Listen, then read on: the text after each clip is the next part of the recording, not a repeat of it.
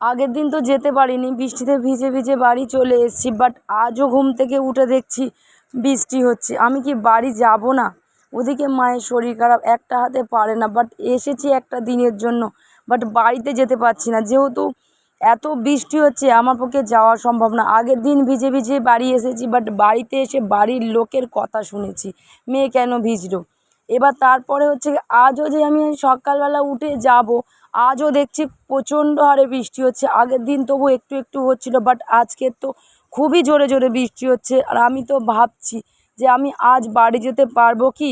আজকে আমাকে বাড়ি যেতেই হবে, মাস্ট আমাকে বাড়ি যেতেই হবে, কারণ মেয়ের সমস্ত টিউশনি, তারপরে তোমার নাচের যে রিহার্সালটা হচ্ছে ওটা সব তো হচ্ছে কি তোমার কামাই হয়ে যাচ্ছে। হ্যাঁ, আমি তো বসে বসে ভাবছি আমি কী করে যাব। তা বাড়ির লোক বলছে ছেড়ে দে, আজ যেতে হবে না, কাল যাবি।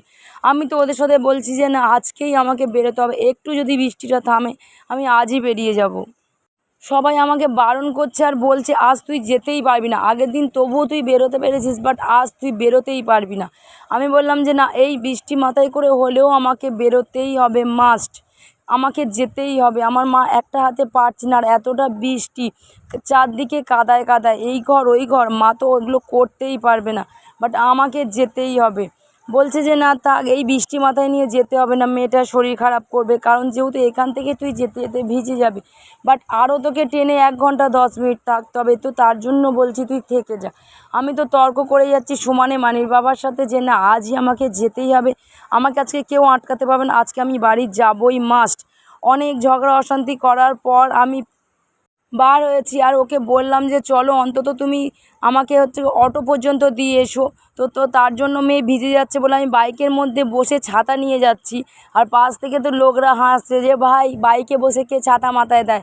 আমি তখন বললাম যে বাইকে বসে আমি ছাতা মাথায় দিই, কে দেয় না দেয় আমার দেখার দরকার নেই।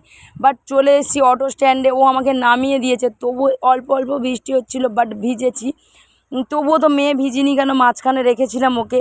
তো এসেছি অটো স্ট্যান্ডে, অনেকক্ষণ দাঁড়িয়ে থাকার পরে তবুও একটা অটো পেলাম, কেন এই ঝড় বৃষ্টিতে অটোও বের হয়নি। লোক তো আমাদেরকে বলছে যে বাচ্চা নিয়ে তুমি কী করে বেরোচ্ছ, আর ওর বন্ধুবান্ধবও তো বলছে বাচ্চা নিয়ে তুমি কী করে বেরোচ্ছ, বাড়ি চলে যাও। আমি বললাম না, আজকের দিনটাকে আমাকে যেতেই হবে, মাস্ট। সামনে মেয়ের নাচের প্রোগ্রাম আছে, বাট এই রিহার্সালটা ক্যান্সেল হলে আমাকে আবার বকাবকি করবে, তো তার জন্য আমি বেরিয়ে যাচ্ছি। আর এদিকে দেখো রাস্তাতে একটু একটু তবু বৃষ্টি হচ্ছে, থামছে বৃষ্টি হচ্ছে। আমি তো ভাবলাম যে আমি 10 পর্যন্ত যদি উঠে যাই, তারপর যদি বৃষ্টিটা হয় তো আমার কোনো ব্যাপার না, বাট এই বৃষ্টিটা একটু ঠাকুরকে তো ডাকতে ডাকতে যাচ্ছে, ঠাকুর তো আমার কোনো কথাই শুনছে না। কন্টিনিউয়াসলি বৃষ্টি হচ্ছে, আর এদিকে বাড়ি থেকে আমাকে কন্টিনিউয়াসলি ফোন করছে, কী রে অটো পেলি, এই বৃষ্টি মাথায় করে অত দূর গেলি, মেয়ে কি ভিজে গেল। আরে ভাই বাড়িতে যাব আমি, এত কেন প্রশ্নের উত্তর দেব। আমার বাড়িতে দরকার আছে, মেয়ের টিউশনি পড়া, আমার নাচের রিহার্সাল সবই হয়ে যাবে, ক্যান্সেল হয়ে যাচ্ছে, আমাকে তো যেতেই হবে। আর এদিকে দেখো আমার ভাগ্যটা কি খারাপ, বাড়িতে বাড়ির লোকের সাথে ঝগড়া করে এসে মানির বাবার সাথে ঝগড়া করে, বাট স্টেশনে এসে দেখি যে ট্রেনই নেই, এত ঝড়ে এত জল।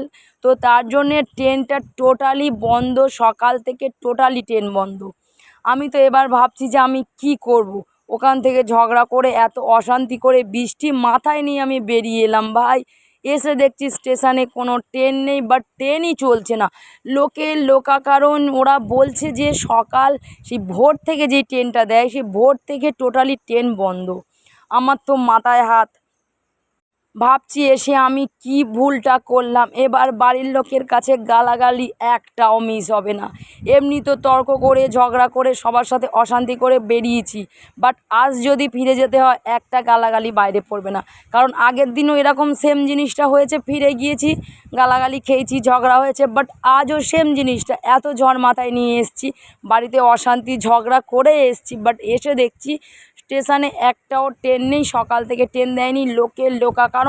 লাস্ট দেখি আস্তে আস্তে প্ল্যাটফর্মটা ফাঁকা হয়ে যাচ্ছে, আর আমি তো পুরো ভিজে গেছি, আর মেয়েও তো টোটাল ভিজে গিয়েছে, থরথর করে মেয়ে কাঁপছে, আর আমাকে বারবার করে বলছে মা বাবা বারণ করেছিল তুমি কেন এলে, আজকের দিনটা থেকে গেলে তুমি কালকে আসতে পারছে, তুমি কোনো কথা শোনো না, তুমি নিজের কথাটা শোনো, তুমি শুধু নিজেই বক বক করতে পারো।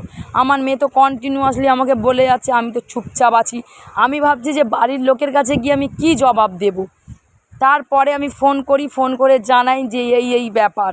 আর তারপরে তো আমার মানির বাবা গালাগালি শেষ নেই, অমুক হয়েছে তমুক হয়েছে, মেয়েটাকে কালকের থেকে ভেজাচ্ছিস, মেয়েটা শরীর খারাপ করলে তুই দেখবি আমি দেখবো না, নানান লোকের নানান প্রশ্ন। এসে দাঁড়িয়েছি নন্দায়ের দোকানে, আর সেখানে এসেও এইগুলো শুনছি। এরপরে আমি যদি বাড়ি যাই, আমার বাড়িতে আমার জন্য আরও কী কী অপেক্ষা করছে আমি বলে বোঝাতে পারবো না। এখন এদের দুজনের কাছ থেকে মুখ শুনছি, সাথে মেয়েও যুক্ত হয়ে গেছে এখন, যেহেতু বাবার সাথে পেয়েছে। আর বাড়িতে গেলে তো আরও সবাই রয়েছে, জেঠিরা, মারা, দিদি রয়েছে, মানে ঠাকুমা আর কি। তাদের কাছে যে আরও কী কী শুনবো, আমি তো সেটাই দাঁড়িয়ে দাঁড়িয়ে ভাবছি। যে ট্রেনটা যদি চলতো আমি ভিজে গেলেও আজকে বেরিয়ে যেতাম, বাট ট্রেন যেহেতু চলছে না আমি তো যেতেই পারবো না, ফিরে তো আসতে হবে।